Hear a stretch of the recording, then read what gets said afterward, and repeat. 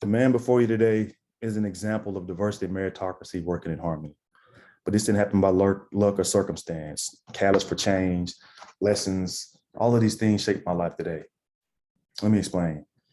I grew up in a small town called Bald Knob, Arkansas, a town with 2 stoplights, 3,000 folks, a town that was still somewhat segregated as the Black community lived on one side of the tracks and the other communities lived on the other side of the tracks.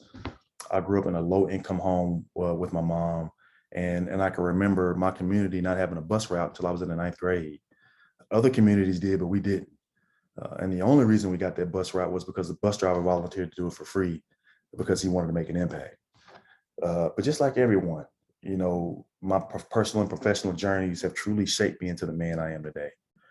I have a doctorate degree in transformational leadership, experience in cultural intelligence and human resources, and even my role in DEI. But through all of this, you know what I find interesting? It's how we use diversity and meritocracy in the same sentence. Rigid definitions and outdated context makes it more of an oxymoron instead of a framework for change. Webster defines meritocracy as a system where a society which moves people in a position of success and power and influence on the demonstrated abilities and merit. And while Webster also defines diversity as having a range of people with various racial, ethnic, socioeconomic, and cultural backgrounds and various lifestyles and experiences. Now you add diversity to the conversation and you automatically begin to think of a type of, a number of, or in some cases, I think we just forget that we all have different starting lines in life, particularly if we're trying to make an impact. But what if we had a framework that harmonizes diversity and meritocracy? A framework built on empathy where we could better understand and connect with one another. A framework where teammates can talk openly about why those different starting lines impacts meritocracy, representation, and readiness. A framework where those two principles support one another without compromising one another. This kind of reminds me of a sprint relay team, 4 athletes completely in tune with one another, passing a baton around the track. Absolutely poetry in motion. I think we can all see harmony in things that we're passionate about. And for me, it is absolutely track and field. And my event was the 100 meters. So I still get excited about it. I ran track at all levels. I ran in high school. I ran in college. I ran on the All-Army team, even on the world-class stage. And I was very fortunate where I was able to run 100 meters in 9.98 seconds. Don't get any crazy ideas about racing because I will never run that fast again. But I share this with you because competing in track and field absolutely shaped my perspective about the potential to harmonize diversity and meritocracy. And I have my college coach, Bob Gravitt, to thank for that. Coach was a phenomenal leader, mentor, and some of us even a father figure. He taught us how to balance equity with the ability to deliver. And he was so influential, not just for the sport of track and field, but even in my role today as the director for DEI programs for the Department of the Navy. How to have conversations about benchmarks, why representation matters, and the power of empathy. And Coach, he demonstrated empathy very well. Coach understood that we all were different based on God-given abilities and also due to factors that we can't control. But Coach also taught us how to make an impact with those things that we can control, because he would use these observations about our differences and he would create opportunities for us all to be successful, a true demonstration of empathy. And I think empathy is something that we do well within the Don. Leaders at all levels, creating space to have those necessary conversations. And I get very excited about this because empathy is the gateway to psychological safety. Psychological safety is needed to ensure that we are able to be vulnerable and be open about why those different starting lines impacts meritocracy, impacts readiness, impacts underrepresentation. And Coach was also an advocate about inclusion and us all being connected. He would push our relay team to spend time with one another in each of our hometowns. So one weekend we will be in Dallas, Texas, visiting Skyline High School, or one weekend we'd be in Lake Charles, Louisiana, eating gumbo, or one weekend we might even be in Bald Knob, having a meal at my favorite restaurant, the Bulldog.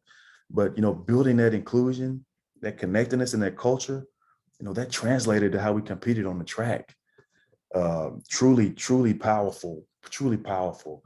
And this is also a lesson that is in application today within the Don. We designed a maturity model which is a 5-phase continuum that uses both quantitative and qualitative data to operationalize inclusion and to assess where an organization is in terms of DEI capabilities.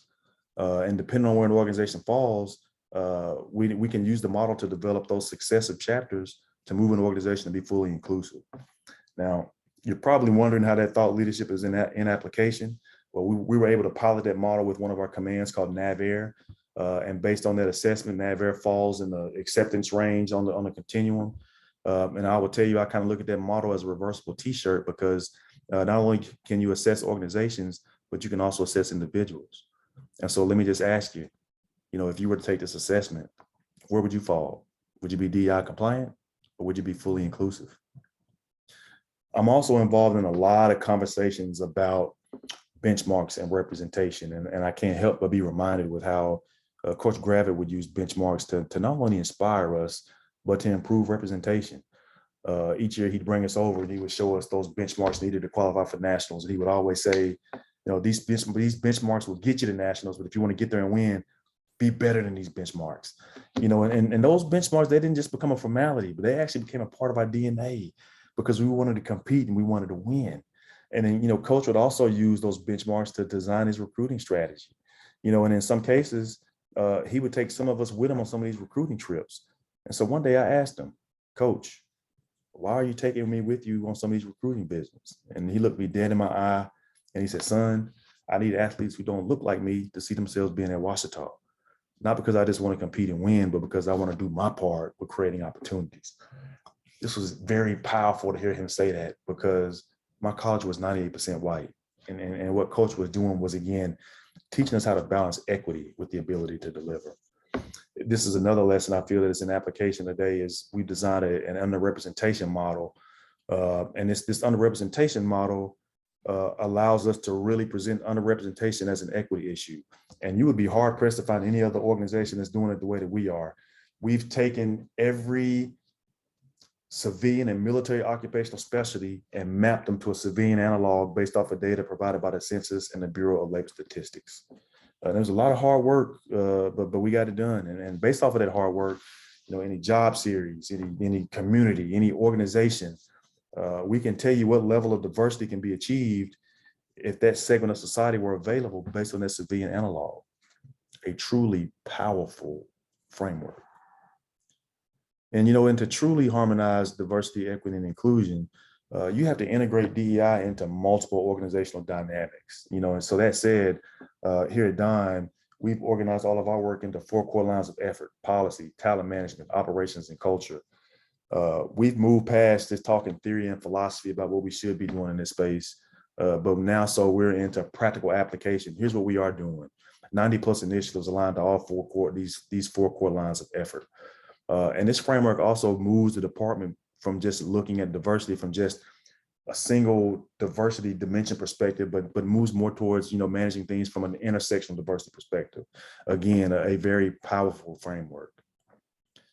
Now, just like with any race, working in the DEI space can be very mentally and emotionally draining. And I've never shared this publicly, but, so much so that I used to keep a resignation email in my draft folder. And that was until I met Mr. Bobby Hogue. Mr. Hogue is the chief diversity officer for the department, and he took that role on as a middle-aged white man. He also has a background as a civil rights attorney, and I am very proud to work with him. One day Mr. Hogue comes to staff call and he says, hey, Secretary Del Toro would like us to go down to the Navy Personnel Command to examine the assignments and the selection process. Well, the Navy Personnel Command is about 35 miles from Memphis, Tennessee. Memphis is a site where the Lorraine Motel is located. The Lorraine Motel is where Dr. Martin Luther King Jr. was assassinated. And so since we were going to be that close, we recommended to Mr. Hogue that we go and that we visit the site. And he agreed without any hesitation.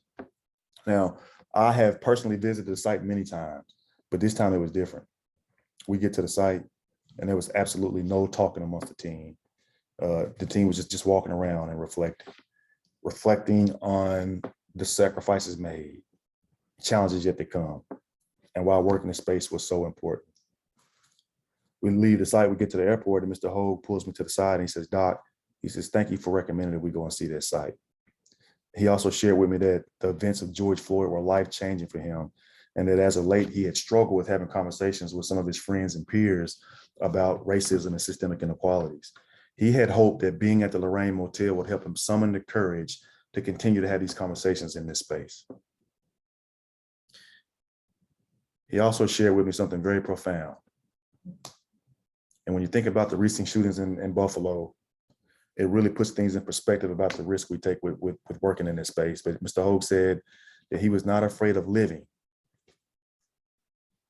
No, he was not afraid of dying. He was afraid of not living to continue to have these conversations so we can do the right thing in the DEI space. That resonated enough with me that when I got back from that trip, I deleted that email. For the sake of national security, we need to build a workforce as diverse as any potential contingency operation, challenge, or adversary that we're going to face in the future. We don't know what we're going to face, but we have to be able to be ready, and we need to be able to compete and win. And yeah, we can leverage diversity as an operational imperative because yes, it's good for business. Yes, it's good for readiness, but this is also good for humanity. And when you think about how society, social institutions, and culture all intersect, folks, this stuff is good for humanity. Now we can get there, but it's going to take a lot of work to get there. And we need catalysts for change. We need catalysts like my bus driver in the 9th grade.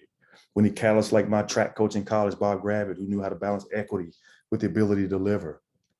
We need catalysts like Mr. Hogue, who wants to make efforts like this a movement in time and not a moment in time. Can you be that catalyst? For the sake of national security, for the sake of humanity, can you be that catalyst? I know you can. Thank you.